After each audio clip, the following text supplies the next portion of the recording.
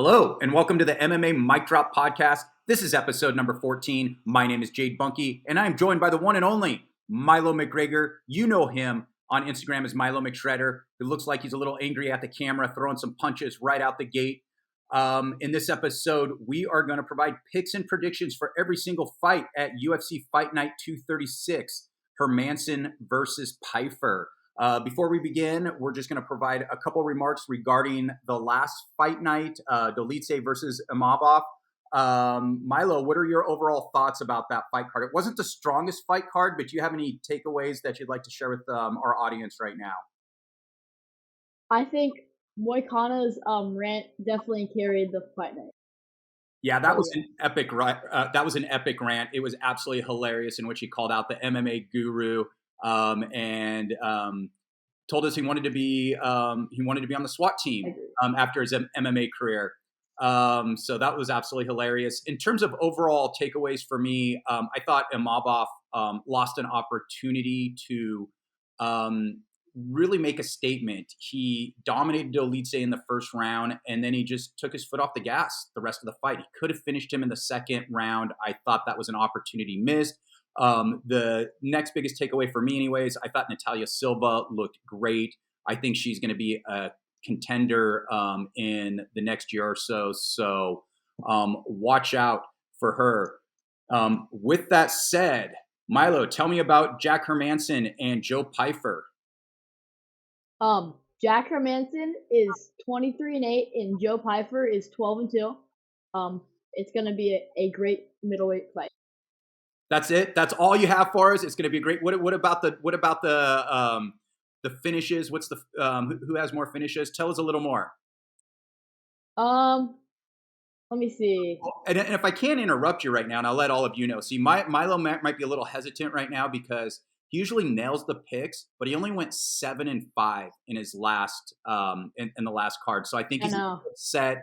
He's careful. You know, he usually. See, I went 9-3, so I actually did better than you, and it's usually the inverse of that. You usually do better than me. So let's step up your game for everybody watching right now and tell. I agree. All right, so tell us, how many finishes does each person have? I don't know. All right, Milo is somewhat useless right now. But anyways, I'll start the breakdown before I get your pick. So Hermansson, if you can describe Jack Hermansson in one word, I would say it's crafty. He is a crafty veteran. He is really good. And this is a really big step up in competition for Joe Pyfer. Hermansson's fought almost everybody in the middleweight division. He's good everywhere. He's particularly good in the area of grappling. And like I said, he's really crafty. He's really tricky. Joe Pyfer has one of the best stories in all of MMA. He's a guy for whom you just have to root. I mean, he was on Dana White's Contender Series, in which, Dana White, said, "Be Joe Pyfer," and that became a thing. And when he came into the UFC, he showed power before the UFC, but how would that translate? And oh my goodness, it is translated. He has, he's 3-0 in the UFC. He's knocking people out. He's knocked out Gerald Meerschaert, which is a really good win. He's shown not only that he belongs, but he's pretty good. And the question is, how good is he? And that's what Jack Hermansson is going to provide. Is going to provide a test for.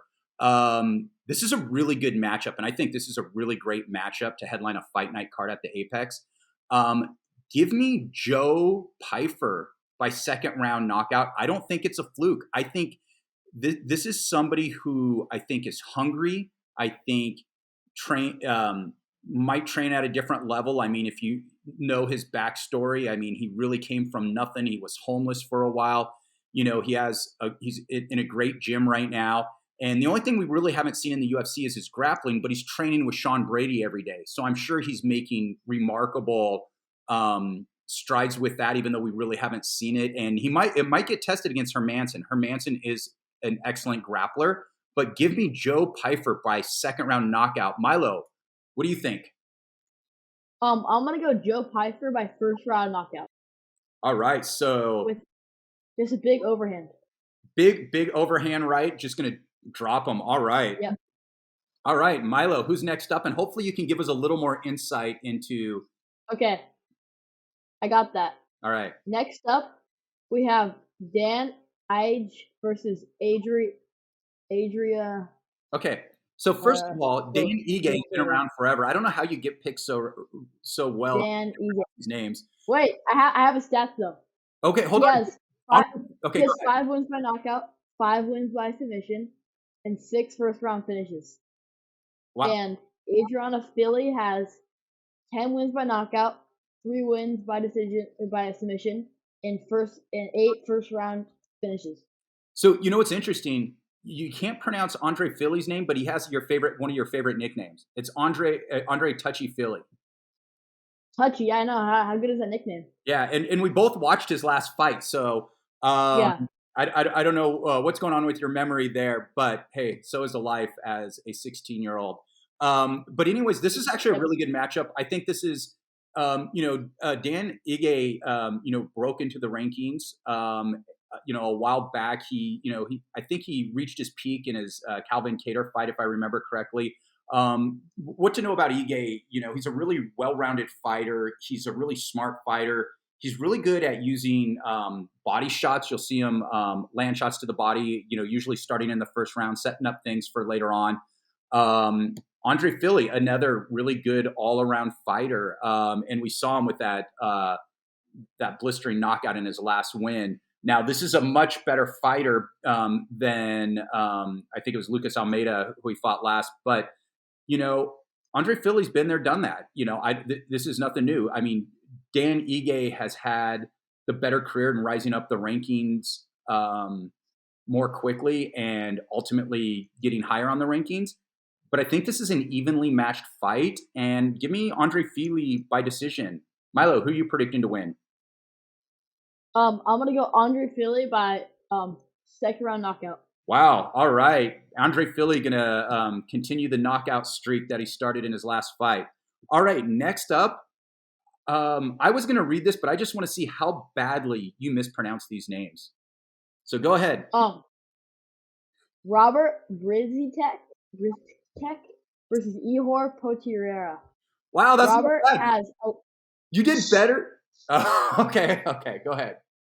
Robert has 11 wins by knockout and 1 win by submission and 10 first-round finishes. That's actually impressive. Yeah. And Ihor has 9 wins by knockout, 6 wins by decision, and 15 first-round finishes. So that's a lot. Yeah, so it's interesting. You did better pronouncing their names than Dan Ige and Andre Fili, which is just downright shocking. But good job. Ihor Potiereira versus Robert Brizicek. And who knows, I may be pronouncing Brizicek's name incorrectly. I think Potiereira is overrated. He beat Shogun Rua, but Shogun Rua was on his last leg at that time. He's looked terrible against everybody else in the UFC. Brizicek, this is his debut. I mean, we're going to see what he has, but what we know he has is he has power. And I'm going to pick him to win by first round TKO. Who are you picking? I'm going to pick Ihor by the third round submission. All right. Next up. Okay, the pronunciations are going to get a little bit easier now. So who's up, Milo?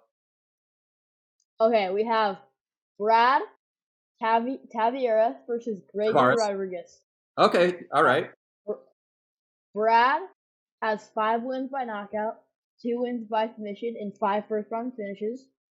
That's all right. And Gregory Rodrigues has 9 wins by knockout, 3 wins by submission, and 7 first-round finishes. Yeah, and I think this fight should be a little higher on the card. They should switch spots with the last fight. Brad Tavares, solid veteran. I mean, a good fighter. He has a good all-around game. He's never going to be that title contender, but he's one of those guys that will stay around the periphery of the top 15 or right around there. Gregory Rodrigues is good. I believe he's up 5-2 in the UFC, and I'm surprised that he's only 5-2. He got knocked out against Bruno Ferreira, if I'm saying his name correctly, which was a shock to me. He is a grappler, but he's also got crazy power, and he likes to stand on the feet, maybe for too long because he gets hurt in almost all of his fights. But he's shown remarkable toughness, and I think he's actually. I mean, I think he's really good. I think he has top 10 upside. Can he capitalize on those, those intrinsic qualities as well as those developed skills? I don't know. But I think he's going to get past Tavares, and I think he's going to do it convincingly. Give me Rodrigues by first round TKO. What do you think, Milo? Yeah, I agree. Rodrigues by first round TKO. Yeah, he's a beast. All right, next up. Looks like it. Yeah, next up, Michael Johnson versus Darrius Flowers. I was going to say that. You're going to tell me the record. Okay, tell me who's next. All right. We have Michael Johnson versus Darius Flowers. Good job Michael Johnson has. Thank you. Michael Johnson has 9 wins by knockout, 2 wins by submission, and 8 first-round finishes. Yes. Darius Flowers has 9 wins by knockout and 7 first-round finishes. So no submissions for this guy. Yeah. Michael Johnson should walk out to Michael Jackson as his theme song. To which song? Michael Jackson, a Michael Jackson song. So which song specifically? I don't know, like Billie Jean.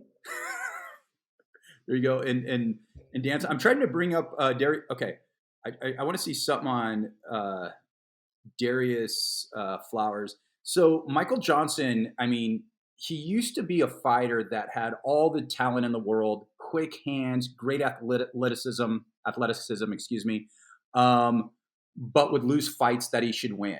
And I think he's now at a stage, and I'm trying to, and what I'm doing is I'm trying to look at his age, and okay, I brought up his age. He's 37, and he's finally started to drop off where, you mix the bad decision making with a drop off in athleticism, he's going to struggle. And I don't think Flowers is necessarily a high level UFC fighter. He's more on the lower end of being a UFC fighter. But I think Johnson might have slipped enough. Give me Darius Flowers by decision. This should be. Yeah, I agree. I think a couple of years ago Michael Johnson would have won, but he has a lot of fights that he shouldn't have won, and a lot of fights that he should have won. So I think same thing's gonna happen. He's gonna lose a fight that he shouldn't lose. And Darius Flowers. Yeah, he's one of the more perplexing. What's that? Keep going. Yeah, he's one of the more perplexing fighters because he does have incredible raw talent. Next up, and this is the fight I'm probably looking forward to the most on this fight card: Rodolfo Vieira versus Armen Petrosyan. Tell me about them, Milo. Yeah. Oh yeah, I'm sorry. I keep stealing your thunder. I keep. Yeah. Rodolfo Vieira has 1 win by knockout, 8 submissions, and 5 first-round finishes. And Armen Petrosyan has 6 wins by knockout, 3 first-round finishes. No submissions for him. Yeah. I think that this fight is gonna go to a submission for Rodolfo Vieira. In what round? Probably second. Huh? Second? Yeah, so Rodolfo Vieira is the best Brazilian jiu-jitsu practitioner in the UFC. I mean, he is as legit as it gets. And it's interesting, he lost to Fluffy Hernandez by submission, which was a shock to a lot of people. But I think if you watch that, it's simply because he gassed. Now, don't get me wrong. Fluffy Hernandez, I think, is probably the most underrated fighter in the entire UFC roster. But I'm wondering, does Rodolfo Vieira cut too much weight? He's looked better in fights since then, but he struggled a little bit on the feet with Brundage until Brundage made probably the dumbest decision in MMA history. He pulled guard on the best jiu-jitsu practitioner in the UFC, and quite possibly at one point the world too. I mean, it was a pretty ridiculous decision, and he got quickly submitted thereafter. Now, what's interesting though, so since he struggled on the feet, but he's dominant on the ground, Petrosyan is a remarkable kickboxer. He's got incredible skills, and he looks to be getting better. but I think Rodolfo Vieira is going to get him on the ground. And this is the tricky part. He doesn't have really good wrestling to get people to the ground. We saw him struggle to get Chris Curtis to the ground. He struggled. Chris Curtis just, picked him apart, from at range, throwing good body shots and so forth. And he struggled against just slightly above average strikers. But I think he's going to be able to get Petrosian down on the ground. And when he does, it's going to be over. I'm with you. Give me Rodolfo Vieira by second round submission. All right, Milo, who's next up? Next we go to the prelims. We have Trevin Giles, who has Trevin Giles. Trevin Giles versus Carlos Parques. Trevin, he seems pretty gnarly. He has 16 wins and 5 losses, and Carlos Prates only has 1 fight on his thing, just 1 fight, 0 losses. But yeah. Whoa! He's 17-6. What are you looking at? Bro, am I tripping? It says 1 win, 0 losses. Are you looking at SureDog? No. What website are you looking at? The UFC. Oh, okay. So maybe that's they're giving him his contender series win. So I'd recommend going on the SureDogs SureDog.com. Oh, okay. He has. I have it now. Okay, I'll restart this. Okay. Well, we're still running live, so everybody's going to see this. So keep going. Well, Trevin Giles has. Or why is it not showing up? Hey, why don't you tell me the record first? Tell me the overall record, and then tell me how many finishes. It didn't say how many submissions Trevin Giles has though. It's like doesn't do it. The other guy has it though. The Trevin Giles. The SureDogs site doesn't that no that they're the best site. We're gonna have to talk to Ben Duffy and Keith Schilling on if there's an error. No, I'm not on that site. Well, that's the problem. You need to go to that site. It's the best MMA site. But why would UFC not be the best MMA site? Because UFC, no, it's a good site for the fighters, but I mean it's not as comprehensive as SureDog.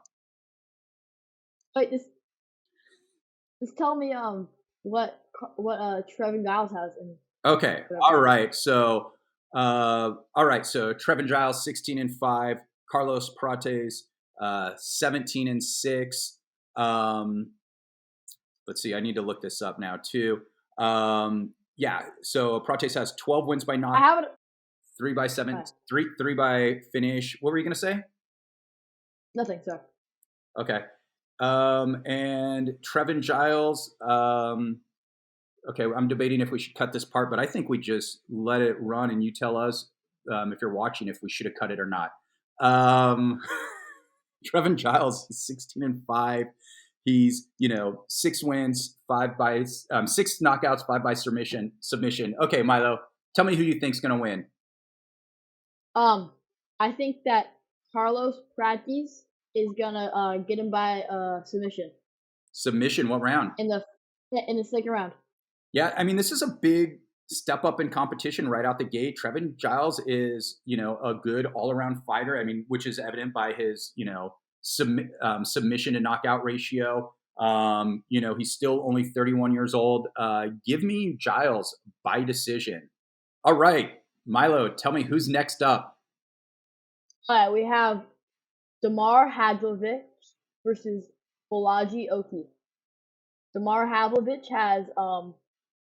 has 14 wins, 7 losses, and he has 7 TKOs, 3 submissions, 4 decisions. And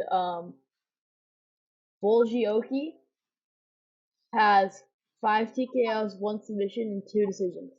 Well, I gotta say, I'm impressed that you, and somewhat blown away that you actually, these are the names that you decided to pronounce accurately. So I don't know what's going on, but wow. All right. Thank you. Yeah. So Damir hasn't looked good in the UFC so far. And I I haven't watched a lot of his fights, just a couple fights, and I haven't seen much of Oki. But what I've seen is this guy hits hard, and he hits really hard. He has quick strikes, and I think he's going to put Damir out. Give me Oki by first round knockout. What do you say, Milo? Yeah, I agree. First round knockout. All right. So next up, Milo. Not only do you have to pronounce the names, I want you to pronounce the nicknames here. Okay, got that. All right. Okay, we have Tonkalak, Loma Lookboonmee. That's actually pretty good. Yeah.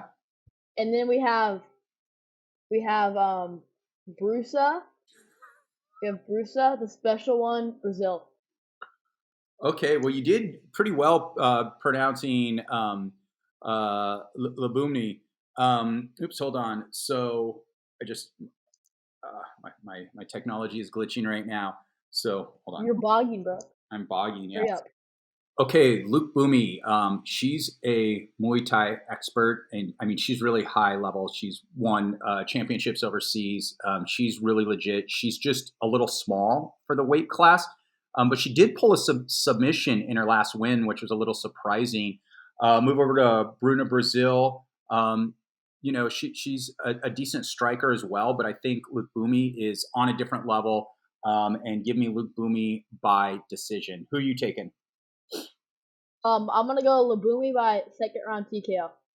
All right. In the first second. In the first second, wow, that is ultra specific. You're trying to get back some of what you lost for going only 7-5, which is still not too bad, but it's pretty bad for considering how good you are at picking fights. So with that said, tell me who's next. We have Devin Clark versus Marcin Prachnio. Devin Clark is 14-8. He has 4 wins by TKO, 1 submission in 9 decisions, and Marcin Prachnio has 16 wins, 7 losses. He has 11 TKOs, 1 win by submission, and 4 decisions. Yeah, what's interesting for me is that it seems that I always get Devin Clark, Trevin Giles, and Brad Tavares mixed up. To me, it's like the same person. One of those, all around, solid fighters, never in the top of the rankings, middleweight, light heavyweight. But for some reason, I always get them mixed up. And today, they're all fighting on the same card, so they must be different people. Devin Clark, he's a solid fighter, solid all-around fighter. He's been around for a while. Prachnio, I don't think is on that same level. I expect Devin Clark to win a pretty decisive decision. So give me Clark by decision. Who are you taking? I'm taking Marcin Prachnio by third round TKO. All right, we have a little difference of opinion here. So we'll see who's going to be right on the recap. All right, Milo, tell me who's next. All right, we have Max Griffin versus Jeremiah Wells. Max Griffin is 19-10.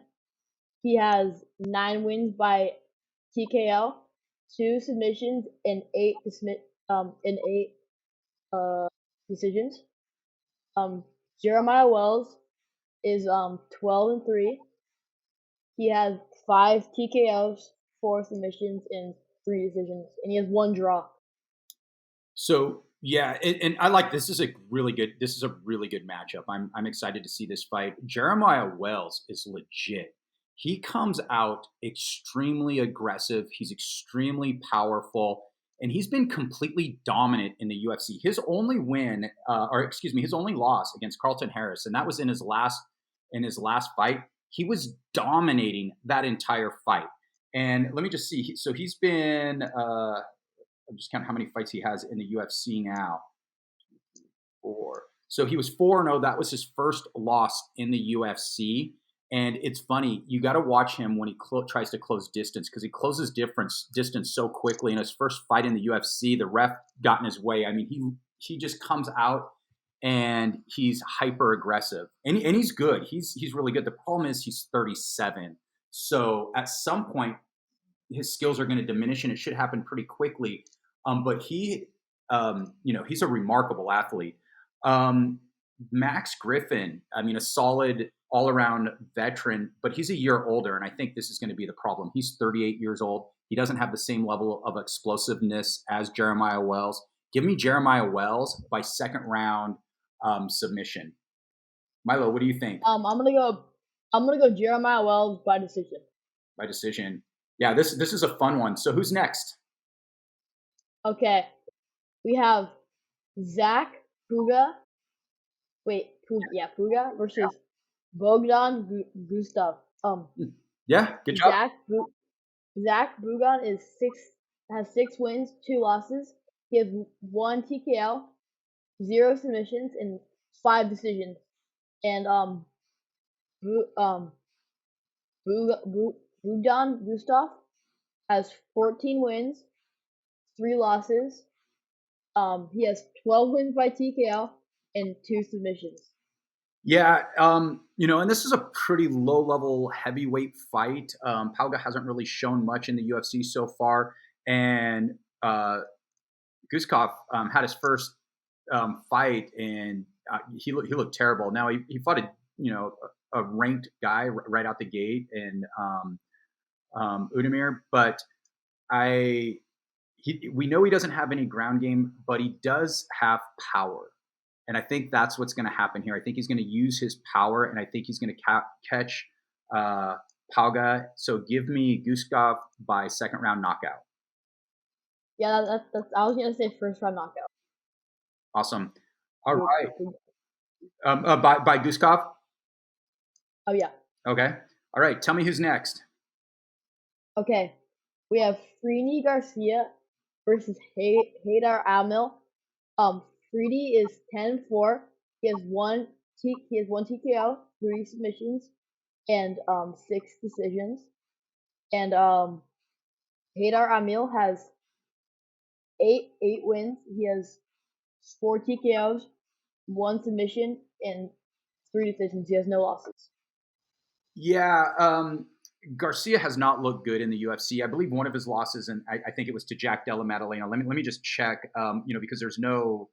Oh no, I was thinking about somebody else. Yeah, I'm looking at his losses. He's 0-3 in the UFC. I predict him to be 0-4 after this fight night. So give me Amil by second round TKO. What do you think, Milo? Yeah, I agree. I think second round TKO. All right. So the opening fight of the card, of the entire fight card, who is it? We have Daniel Marcos versus Quiling or Aori. Daniel Marcos is 15-0. He has 8 TKOs, 0 submissions, and 7 decisions. And Quiling Ahora is 25-11. He has 8 wins by TKO, 1 submission, and 16 decisions. Yeah. Now this is a really interesting fight, for a fight night card. I mean, it's an appropriate fight night card, but the fact that it's the opening fight is kind of interesting because Marcos is a prospect, and the jury's out to how good is he. He's 15-0. He's looked good in his UFC fights, but he hasn't looked dominant, and he hasn't fought the best competition yet. But I don't think this is a really big step up of competition. I think what he's going to do is continue to do what he's done, particularly in his last fight against Davey Grant. He demonstrated a really, good control of range, used his jab really well. He's really athletic. He's really patient. I am curious to see him ultimately fight a, top 15 guy, or even right around the periphery of the top 15 to see really where he is. I don't know, but he does have a good skill set. My suspicion is, once he gets into the top 15, he's going to, things are going to be quite different. But I think right now, he's going to handle his opponent quite easily. And I said opponent because I can't pronounce his name either. Even though I've watched him fight a bunch of times, I can't pronounce his name. So I think he's going to handle him pretty easily. But I don't think he's going to get the knockout or any type of finish. Give me Marcos by decision, and he's going to go 16-0. I wanted to say decision, but I'm just going to go the opposite of you. I'm going to say Quiling by decision. There you go. All right. So there are picks and predictions for UFC Fight Night 236, but don't go yet. We have a couple more sections coming up. We have Cook of the Week and Kicking It with Milo. But let's start. Milo, which one should we do first? Cook of the Week or Kicking It with Milo? Cook of the Week. Cook of the Week. All right. Who is your Cook of the Week? I think I'm gonna have to give it to you. You're the kook of the week this week. Wait, I think this is the Cause fourth time. really, I don't even know. I feel like they all blend together. Well, it's between me and your dad. It seems like you usually give it to me or your dad. And Yeah, a fighter once I in a agree. while. Okay, so Yeah. why am I the kook of the week? Oh, that's because I say so. Just because. All right. We have the kook of the week. I'll show your dad. I have to cut this. That's dude. He's gonna turn away all our listeners and viewers. And oh man, we don't. No one wants to see that on screen. All right, all right. Kook of the week. I'm going with Chris Curtis. So he's in the main event. I know he's a teammate of Dolice, but he starts yelling over at what's his name, Imavov, and that wasn't the worst part of it. Okay, he had a blatant foul. Okay, that tempers flare. Fair enough. I'm not really hating on him for that.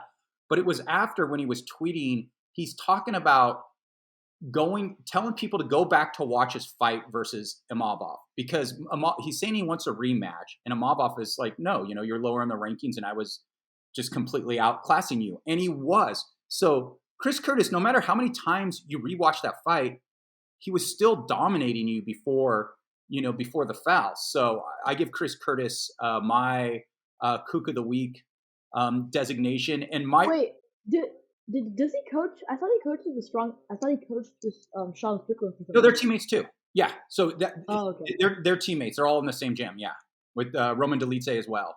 So Eric Nixick is the coach for all those guys, who's an exceptional coach as well.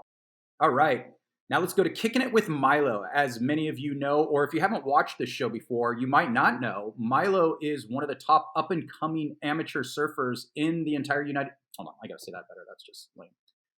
All right. All right, now let's do Kicking It with Milo. So if you don't know, Milo is one of the top up-and-coming surfers in the United States. In his last contest, he made it to the finals in the men's division as well as the under-18 division, and he is only 16 years old. And I know you just had a really big contest last weekend. Tell us about it. I don't even know what happened. So how did you do? It was in Oceanside, and I had a heat around like 8:30 in the morning, and I was doing really, really bad in the heat. And at the last 5 seconds of the heat, this wave came to me, and I needed like a pretty solid score, and I barely got the score, and I clutched up. Oh, So, yeah. All right, clutch performance. And tell everybody about this contest. What type of contest this is? Because I know this is a really big one. Yeah. It was one of like where all the best kids in the nation come together and I don't know, surf. There's kids from all over the place. So yeah. That's awesome. So that's your first heat. How did you do in your second heat? Because are you omitting that on purpose? Yeah. I kind of got destroyed in the second heat, but I just want to talk about the first one. Yeah. So I like how you start with the heroics. But I ended up going down in the quarterfinals. So that's pretty good result. You did make it to the quarterfinals. Wow. Well, congratulations. Yeah. That's awesome. And are you competing against older kids there as well? Yeah, there was older kids in my heat. Awesome. Well, like some 17-year-olds. Awesome. Yeah. Well, congratulations. I mean, quarterfinals. I believe it's the Prime, right? Yes. Yeah. That's incredible. So awesome. Good job there. And then when's your next contest? I think I might have one in 2 weeks. I'm not exactly sure what it is though. Okay. All right. So yeah, for all of you watching, not only does Milo give MMA picks or trains jiu-jitsu, trains Muay Thai, does some boxing, he's also a pretty good surfer. All right. Well, that's all I have. Milo, do you have a last word for everybody? Drop the mic. We're out.